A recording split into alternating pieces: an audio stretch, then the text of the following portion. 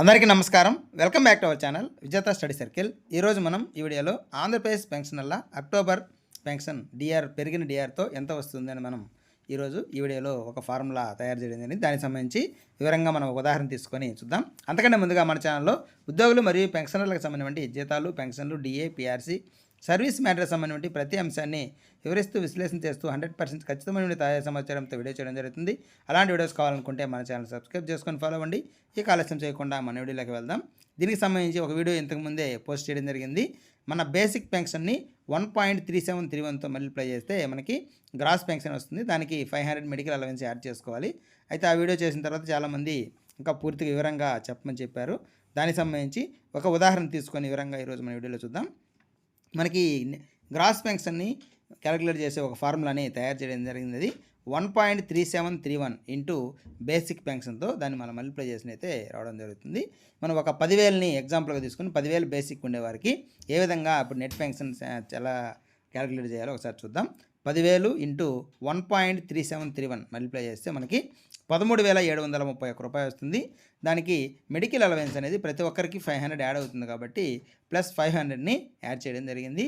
ఈ మొత్తం కలిపితే 14,231 రూపాయలు వస్తుంది. దీన్ని మనం గ్రాస్ పెన్షన్గా చెప్పవచ్చు. అయితే పెన్షన్కి సంబంధించి ముఖ్యంగా 2 డిడక్షన్స్ ఎక్కువ మందికి ఉండే అవకాశం ఉంది. మొదటిది వచ్చేసి ఈహెచ్ఎస్ ఎక్కువ భాగం 225 ఉంటుంది, లేదంటే కొంతమందికి 300 ఉంది.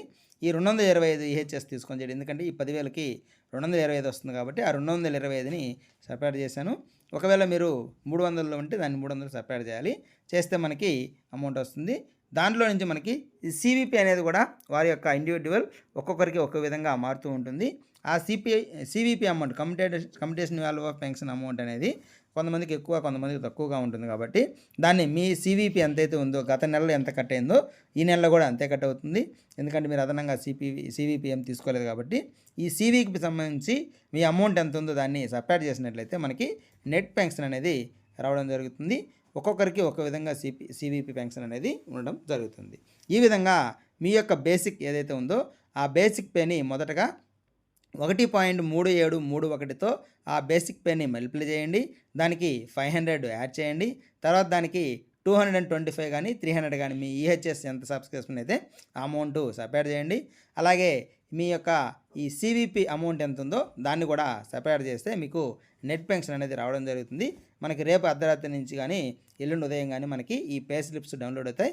మీ పే స్లిప్ డౌన్లోడ్ అయిన తర్వాత ఒకసారి ఈ క్యాలిక్యులేషన్ ప్రకారం మనకు వచ్చిందా లేదని ఒకసారి చెక్ చేసుకొని మీరు దానికి సంబంధించి వివరాలు దాంట్లో సేవ్ చేసుకోవాల్సిందిగా